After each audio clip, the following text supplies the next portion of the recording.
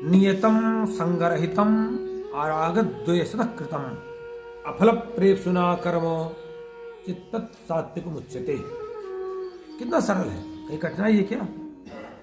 एक तो नियतम, अरे भैया अन्वय निकालो चाहे ना निकालो, शुरू से पढ़ते चले जाओ, कॉन्सेप्ट क्लियर होता चला जाएगा। नियतम, जो शास्त्र में नियत है, जो शास्त्र में बताया गया है।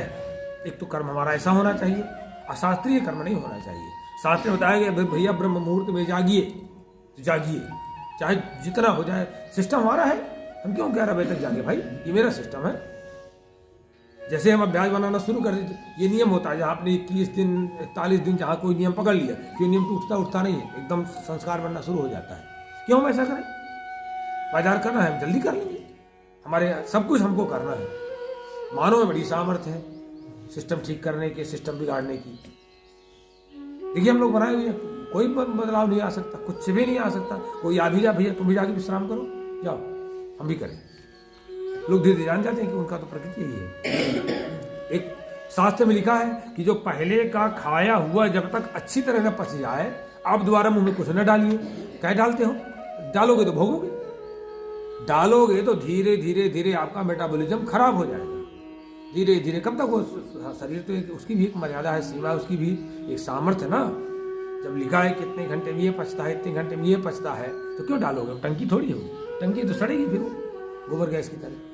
फिर वायु बनना शुरू होंगे, मेटाबॉलिज्म खराब हो जाएगा, तमाम मेटाबॉलिज्म संबंधी बीमारी, जीवन शैली संबंधी व्याधियां हो जाएंगी। क्यों? जब नियतम है, शास्त्र में हर चीज लिखी हुई है। अब नहीं मानना है तो कहते हैं सात्विक कर्म क्या है? एक तो शास्त्र में जो कर्म निश्चित हो, लिखा हुआ है, उसको अच्छी तरह अध्ययन कर लीजिए और उसके अनुसार आप अपना काम बढ़ाइए। संगरहितम, काम तो बढ़ाइए लेकिन आसक्ति से रहित हो। माने आसक्ति से रहित हो, ये नहीं कि उसमें एकदम चिपकाव हो जाए। उससे लोग अपने इंद्रियों की वासनाओं की पूर्ति की भावना ना हो उस काम से, ये बात है। संगरहित उसको कहते हैं। और कहते हैं अरागत द्वेषतः, राग द्वेष से रहित हो। अरागत द्वेषतः कृतम, राग और द्वेष से रहित हो, किया गया हो। और अफल प्रेम सुना कर्म, फल की प्राप्ति की इच्छा ना हो उसमें, ऐसा कर्म सात्विक मुचते। ऐसा कर्म सात्विक कर्म कहलाता है, जो आपको बहुत उन्नति, यही कर्म ही उन्नति कराएगा। जितना जितना इसमें थकावट नहीं होती, इसमें कभी आपकी ऊर्जा का नाश नहीं होता, बल्कि ऊर्जा संचय, कर्म करते ही ऊर्जा का संचय होता जाएगा। ऐसे कर्म करने से आप में ऊर्जा का संचय होता है। देखिएगा, कभी भी इस भाव से कोई फल की इच्छा नहीं, मस्ती से काम करते चले जा रहे हैं, मस्ती में काम करते चले जा रहे हैं। कोई राग द्वेष नहीं है, कोई क्रोध नहीं है, कोई तनाव नहीं है। शास्त्र विद करके हम पहले चले आ रहे हैं, हमारी एनर्जी पहले से बुस्ट है, पहले से ठीक है, कोई दिक्कत ही नहीं है। अब भगवान कहते हैं राजसी कर्म, रजोगुणी वाला कर्म, जो आपको दुख, शोक, रोग, भय, तृष्णा, लालसा, बेचैनी, घबराहट, चिंता, असंतोष, इतनी चीजें आपको देके जाएगा।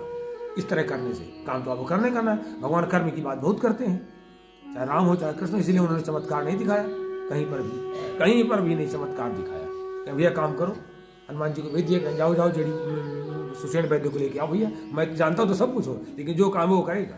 वो तो सब कर लेते, वो तो साक्षात परमात्मा ही है, उन्हीं संसार पैदा नहीं। कहीं बुलाते कि आओ भैया वैद्य को लेकर के आओ, जाओ भैया जामवंत बताओ, जामवंत को लेकर आओ, बूढ़े हैं सबसे वो बताएंगे, वो बताएंगे भैया वैद्य को लेकर के आओ। वैद्य आया, फिर बताया, फिर ये नहीं तो भगवान तो चुटकी में जब उनको करना था एक क्षण में कर भी दिया। ये भी दिखा दिया कि वैद्य के अधीन नहीं है। जब दोबारा शक्ति लगी तो एक उठो, उठ के बैठ गए, चुटकी में जाए, उठो भाई, बार बार फिर मैं इस तरह करता रहूँ। तो ये है राजस कर्म, भगवान किसे कहते हैं, जिससे हमको तकलीफ हो। यत्तु कर कामे सुनः कर्म साहंकारेण वा पुनः क्रियते बहुलायासम तद राजस उदाहरणम। कहते हैं जो कार्य बहुत परिश्रम से किया जाता है, खूब लगातार उसे डटे हुए हैं, कुछ बिल्कुल एकदम स्ट्रेसपूर्ण ढंग से काम तो कर रहे, एकदम तनाव, क्रोध, अंदर से परेशान है, और कर डालें और कर डालें और कर डालें। अरे शांति से करिए भैया, जिससे बहुल आयास ना हो, ऐसे नहीं करिए। लेकिन अगर आप बहुल आयास ले आएंगे, बहुत परिश्रम ले आएंगे काम में, हाव हाव करके, तो आपको दुखी होना ही होना है। तो एक तो कहते हैं जो कर बहुलायासम, बहुत परिश्रम से किया जाता है, खूब उसमें, और काम एक सुना, उस काम के बाद जब हम काम करते जाते हैं या काम कर रहे हैं तो ये तो पहले से तय किए बैठे हैं, ये तो काम करते समय चिंतन कर रहे हैं, ये करेंगे तो हमको ये इतनी हमको सुख सुविधाएं मिल जाएंगी, इतनी सांसारिक सुख सुविधाएं हमको मिल जाएंगी, इतना पैसा इकट्ठा हो जाएगा, फिर इतने सामान में कहीं लाऊंगा, इस तरह की बिल्डिंग बनवा लूंगा। ये जो भोगों की शारीरिक सुख, इंद्रियों के सुख की चाह से युक्त जो काम किया जाता है उसको फल को लेकर के किया जाता है। अहंकार से युक्त कि मेरे अलावा कोई करे, मैं बहुत अच्छा कर लेता हूँ, मुझसे अलावा कोई कर ही नहीं सकता है, मैं बहुत अच्छा हूँ, ऐसा अहंकार युक्त होकर किया जाता है। ऐसा कर्म राजसी कर्म है, रजोगुणी कर्म है। राजसी में राजा का नहीं, रजोगुणी कर्म है, जो आपको अशांति देगा, बेचैनी देगा, परेशानी देगा, असंतोष देगा, ये देगा। और तामस देख लीजिए, तामसी कर्म भगवान बताते हैं, अनुबंधम क्षयम हिंसाम अनवेक्ष च पौरुषम मोहादारभ्यते कर्मो यत् तामस मुच्यते। कहते हैं जो कर्म, न तो वो व्यक्ति का जो कर्म परिणाम माने हानि और हिंसा, न किसी, भले कि कोई मर जाए, किसी का पीड़ा हो जाए, कोई सता जाए, कोई दुखी हो जाए, लेकिन हम लेना है, भैया हमें घूस दो इतना, तब तुम्हारा हम काम करेंगे, उससे हमको लेके ही मानना है। कोई कहते हैं ना, कोई जब हम कर्म करते हैं तो ना तो उसमें किसी की पीड़ा को ध्यान में रखते हैं, ना किसी प्रकार न किसी की हानि को ध्यान में रखते हैं, ना किसी परिणाम को ध्यान में रखते हैं, इसका परिणाम क्या आएगा, अच्छा होगा कि बुरा होगा।